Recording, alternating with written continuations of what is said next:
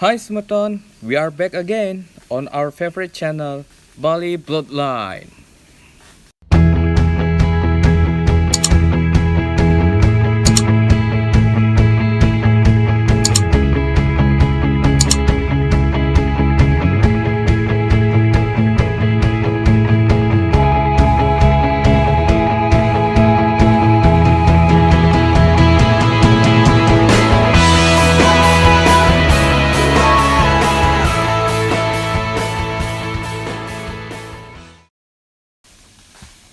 Pada segmen How to Draw with Bali Bloodline kali ini, kita akan membuat tokoh fiktif dari kerajaan ilusi yang bernama Patih Kul.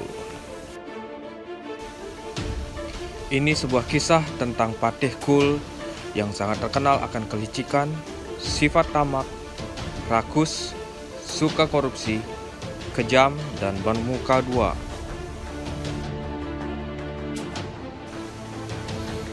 Patih Kul memiliki ciri-ciri badan yang berwarna hitam, postur tubuh yang pendek, dan perut yang sangat buncit.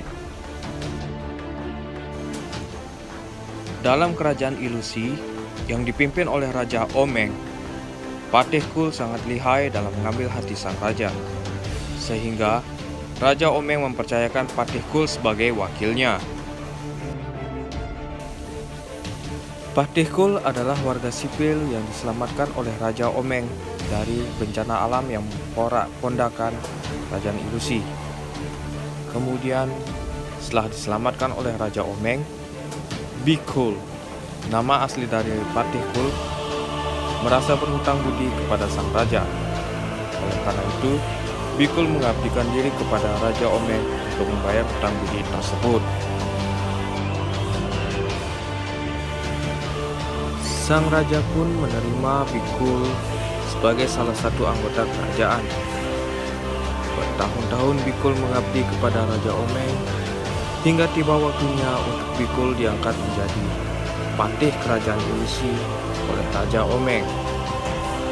Raja Omeng begitu percaya kepada Bikul atau Patih Kul untuk menjalankan roda pemerintahan kerajaan ilusi yang ia pimpin. Seiring berjalannya waktu, karakter Patih Kul mulai berubah. Yang awalnya sangat cerdik, bijaksana, dan baik hati, kini ia menjelma menjadi sosok yang sangat rakus akan kekuasaan, suka menindas warga sipil, kejam, licik, suka korupsi. Patih Kul memiliki rencana jahat untuk mengkudeta Raja Omeng dari tahtanya. Ia sangat licik dan tidak kehabisan akal untuk menipu sang raja dengan berbagai dalih. Patih Kul mengupayakan segala cara untuk menjalankan rencana liciknya tersebut. Suatu ketika, Raja Omeng memerintahkan Patih Kul untuk memberikan bantuan kepada warga sipil yang mengalami musibah banjir bandang yang hampir menenggelamkan salah satu desa yang kebetulan dekat dengan kerajaan ilusi.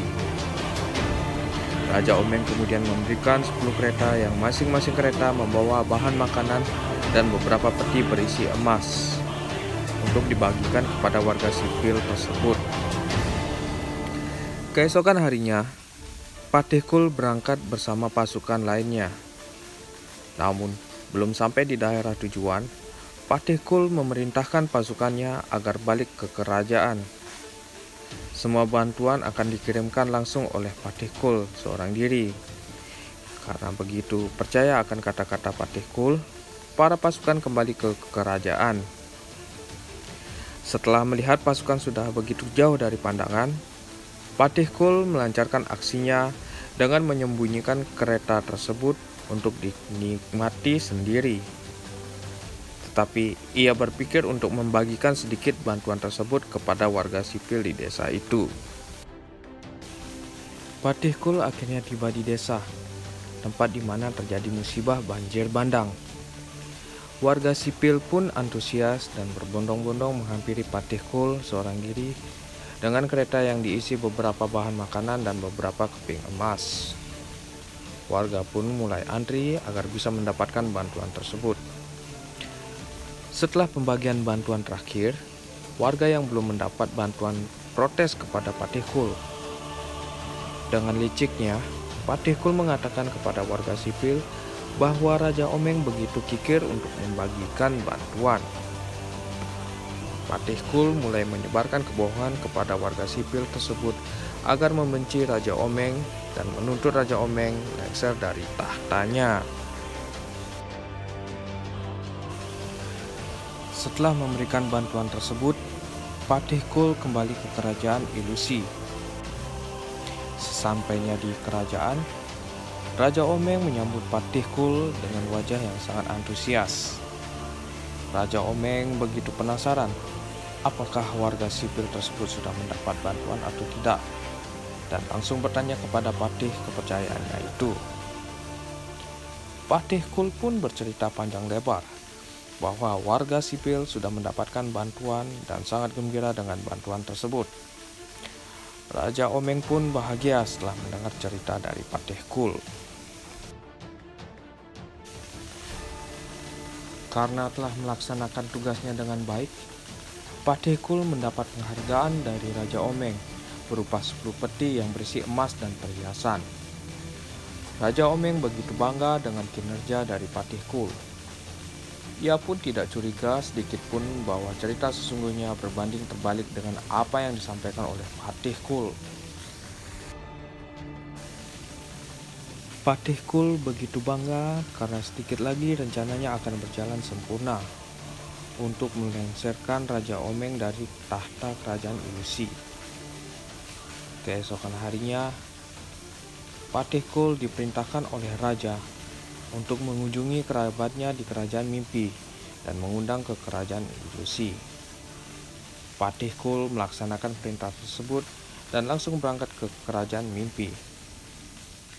Sesampainya di tempat itu, Patihkul menghadap kepada kerabat dari Raja Omeng dan menyampaikan pesan dari Raja Omeng agar berkenan hadir di kerajaan ilusi.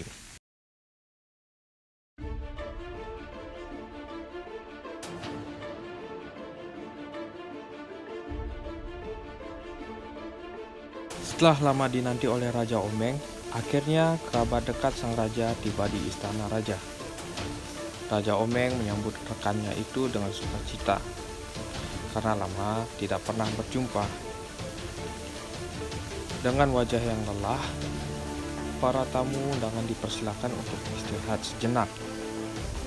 Patihkul pun membantu mereka mengantarkan ke kamarnya masing-masing. Dengan wajah yang tidak bersahabat, Patihkul mempersilahkan para tamu untuk beristirahat. Dalam benak Patihkul mulai merencanakan untuk mengacaukan acara pertemuan antara Raja Omeng dan rekannya. Patihkul memiliki rencana licik untuk meracuni tamu kerajaan ketika hidangan dibagikan. Patih yang jahat ini mulai meludahi semua hidangan tersebut dan memberikan bubuk racun. Pada saat pertemuan makan malam, Raja Omeng dan kerabat saling duduk berdampingan. Mereka asik bercakap-cakap satu sama lain sembari menunggu hidangan tiba. Patihkul bersama juru masak kerajaan menghidangkan makanan Raja Omeng dan kerabatnya. Setelah selesai menjamu makan malam, para kerabat kembali ke kamar masing-masing. Sebelum sampai di kamar, para kerabat raja merasakan ada yang aneh di dalam tenggorokan mereka. Seketika pula, kepala mereka menjadi pusing dan muntah-muntah. Beberapa dari mereka ada yang tidak sadarkan diri. Para pelayan yang tidak jauh dari mereka langsung melapor kepada sang raja. Raja Omeng sangat terkejut dan kemudian membantu kerabatnya agar dirawat oleh dokter kerajaan. Patihkul yang melihat kejadian ini tertawa licik di dalam hatinya, karena sebentar lagi reputasi Raja Omeng semakin tercemar.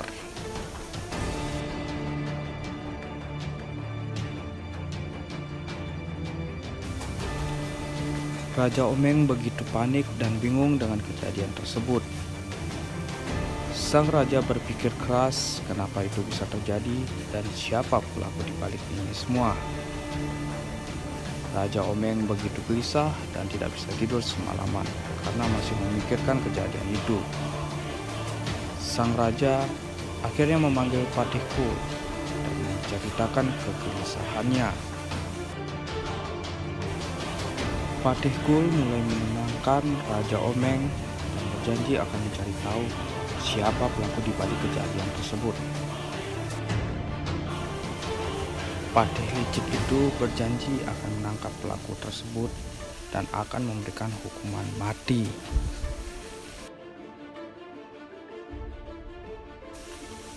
Raja Omeng mulai tenang dan mempercayakan semuanya kepada Patih Kul. Lagi dan lagi sang raja tidak menaruh curiga kepada sang patih karena saking percayanya dengan kata-kata dari Patih Kul.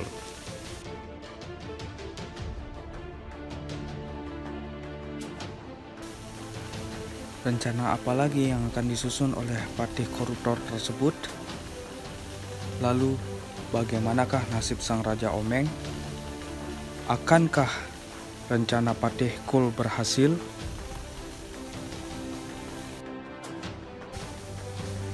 Bagaimanakah kisah dari Patih Kul selanjutnya? We will see part 2 on next video. Thanks for watching. Jangan lupa bantu channel ini untuk like, comment, share, dan subscribe.